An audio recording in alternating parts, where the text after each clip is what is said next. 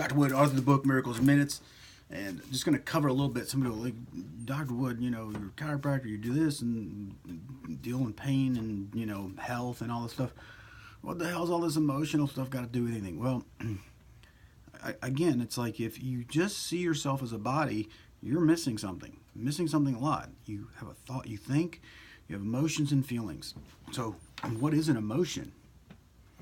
Okay, you can think of an emotion as like a note in a musical chord. A C minus sounds different than a D.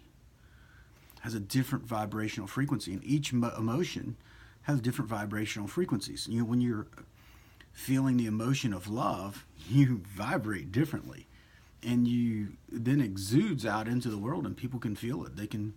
You're in a state of equanimity, or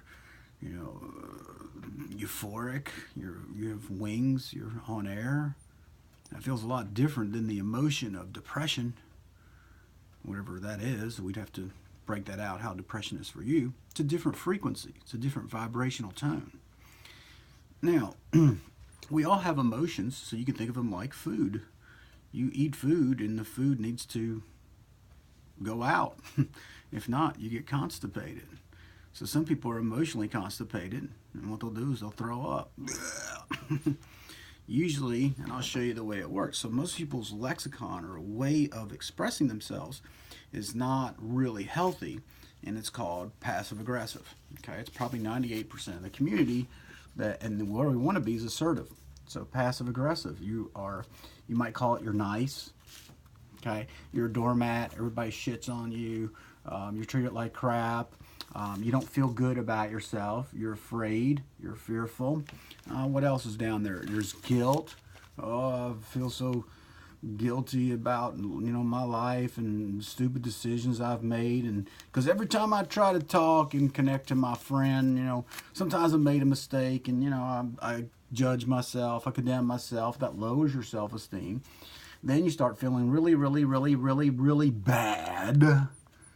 And you have to get rid of that. So you create pride on the other side. I'll talk myself up, and I'm good, and look at me, and I'm going to do my hair up, and I'm going to buy myself something, and screw them. So then, or you get prideful, and then what you do is you start devaluing other people because you have low value. So you put on the pride suit and cut people down. You're a racist, you're misogynist, blah, blah, blah, blah, blah, blah. You're no good, and nobody likes you anyway. Oh, okay. You went from nice to jackass or mean, and where you needed to be was assertive, which is in the middle. So you missed the mark of the middle. So, but you can't get there until you get to the state of love, where you love yourself, where you get control of your emotions, because to be assertive, you have to be emotionally under control. You have to know who you are, and you love yourself so you can be assertive, so which you stand up for yourself. So you're not getting run over anymore. You're not nice. You're not a doormat. You're not this pacifist, and you're not this jackass on the other side. So on the other side, you got pride, you're boastful, you're arrogant, and usually you're in a state of denial. You're denying that you have a problem on this side. So you run back and forth. I'm sad and depressed and guilty to I'm arrogant, boastful, and prideful, and truculent, argumentative. I can't listen to you. I ain't listening to you. No, I don't want to look at none of this stuff over here. Then the pride suit wears off. You go back over here, sit inside, ruminate how bad you are and how stupid you are and how nobody loves you. And then you go out here and you try again.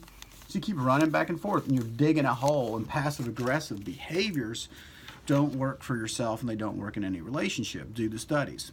It just doesn't work out. It's destructive. So you go from feeling like shit to telling yourself you're the greatest thing since freaking sliced bread, and nobody likes you on either side. One way people use and abuse you, the other one you use and abuse other people. Or you devalue them, slander, envy, jealousy, cut other people down, so you try to improve your value. The truth is you just don't love yourself. Now, so where am I going with this? So when you have that fear state, you don't communicate well, you procrastinate, you avoid things, you don't get involved in life, you sit on the sidelines and judge other people who are involved in life. Just cut them down because you feel bad about yourself. You're too afraid to try. So you lose your life. This is passive aggressive tones. You're screwed. You're not going anywhere. Your life's not going anywhere. You don't know how to be in a relationship with anybody else. You don't really know how to make true friends. You can only make fake friends, and nothing works out. So this is the way a child thinks. It's not bad. We all go through. I get pissed off, and I go into passive aggressive behaviors too. I mean, we all do. It's just starting to recognize what is passive aggressive, what is the outcomes from passive aggressive behaviors, what's the consequences to it, and how your relationship's going to work. They're not. So you can have someone you love, and also next thing you know, you really cared about this person. You're both passive aggressive, fight with each other, put each other down, devalue, cut each other up. Then the relationship starts to fall apart, and the love for each other starts to grow apart. So this is all because we were never taught how to be assertive. But to be assertive, you first have to love yourself, forgive yourself, and then be willing to try new things to be out there. So you're willing to stand up for yourself in a healthy way. If you need to be firm, you're firm. Like, I'm not putting up with your shit. You're not going to devalue me. You're not going to treat me like shit. And you're not going to talk bad about me. I care about myself. I love myself. And it's just the way it is. Now, if you'd like to be in a relationship with me, let's, I would like you to treat me with respect. And you just lay it there. That doesn't mean the outcome's going to come out the way you want, but you're asserting yourself into the world. You own your space, like I own my personhood. I love myself. I own my personhood. And then you make your needs known. See, this is the way it is. So kids never learned how to make their needs known, and they use manipulations and strategies and agendas to get their needs met, and they wind up using and abusing other people. Just the way it is. It's not. We don't even need to judge that. It's just that no one taught us how to be assertive. No one taught us how to be in touch with our feelings. So when we suppress our feelings, if it's anger, it turns inward and become depressed.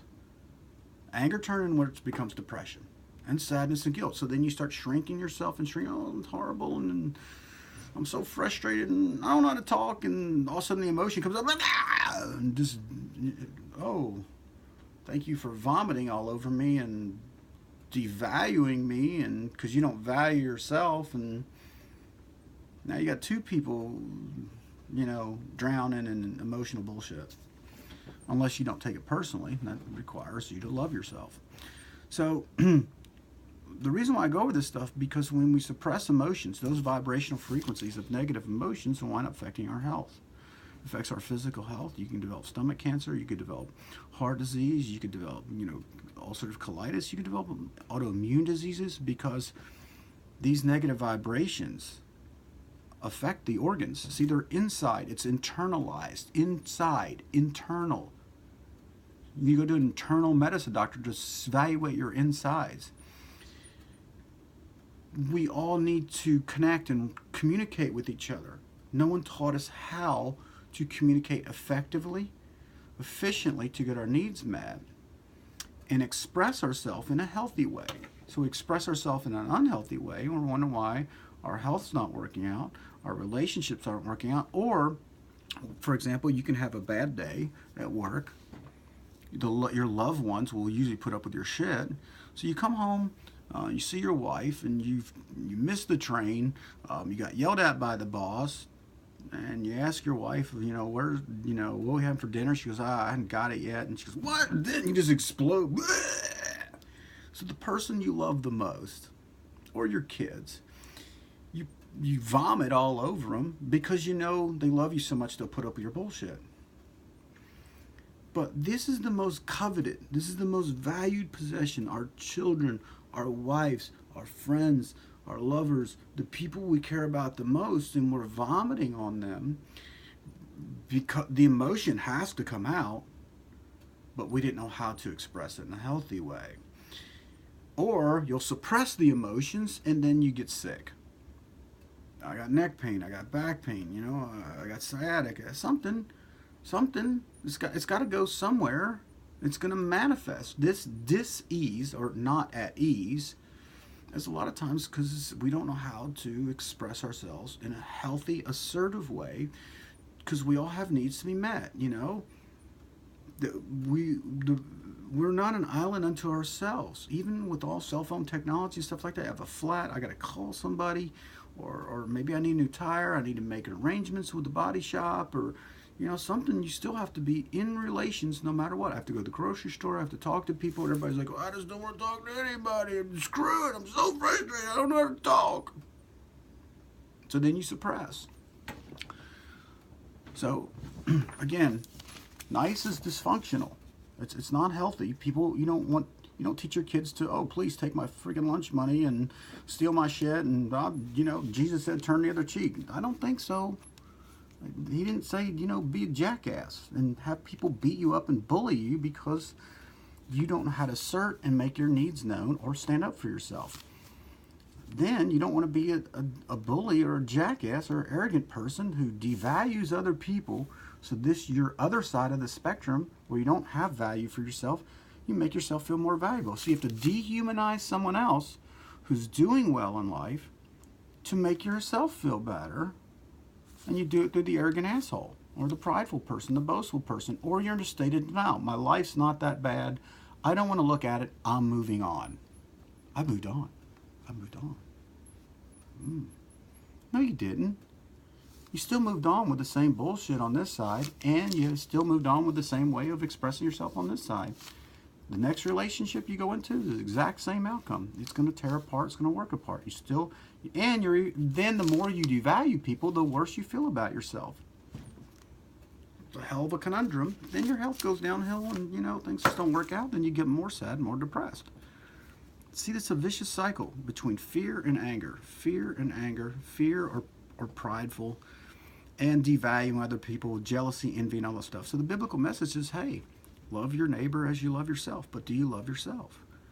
Love yourself unconditionally. Forgive yourself. Then you start to learn how to assert yourself. And I did a video on, do you even know how to talk, or do you even know who you are, and do you truly know how to talk? So I teach you a little bit in there about how to get in touch with your emotions. Who are you? Do you know what an emotion is? Do you know where you stored your good ones? So you can access them whenever you want. When you start accessing your emotions, you don't have to be afraid of them. Now you have a greater sense of confidence. You have a greater way. Like now, if I need to be assertive and be firm and hold my ground, I know where I put firm at. I also love myself, and I'm going to be firm here. So, I'm going to learn active, constructive communications to be there for someone else and cheer them on. And I can also how to learn assertive communications when I need to have a more difficult, challenging conversation where there's a conflict and someone's not behaving nicely, or I need to make my needs known that I will not be treated like a piece of shit without devaluing the other person. It allows a person to step in the conversation, possibly adjust their behaviors, and adjust to your needs. And you might have to continue like a broken record and reassert, like, no, we're not going to deny this issue. You're not going to change subject matter. Let's go back to the subject at hand. I love and care about myself.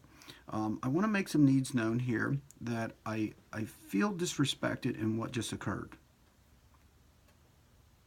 Then let them communicate. They'll try to change subject matter, and then you bring it back. This is how you're assertive. Or you keep bringing it up. Maybe we'll do it tomorrow. Maybe we'll do it next week. We're going to keep bringing it up and bring it up until this is made known. This person then acknowledges that, yeah, I do respect you.